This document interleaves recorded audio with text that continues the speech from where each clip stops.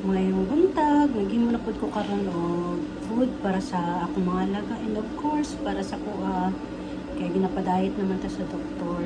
So we start from the sweet potato na ako siyang gi-air fry. I-air fry na ko siya kay para no oil at all. And then at the same time, mao na po din siya ang pinaka rice nila. So I don't know lang ha kung unsang mga pwede na makuha ng mga vitamins ani. Sa sunod mag-research na ko. And then beef sausage. Kani siya no oil at all. Nagano lang na siya, kusa lang siya nagawas ang ihang oil, air fried also para ano good, ma-drain jud ang ihang mga oil.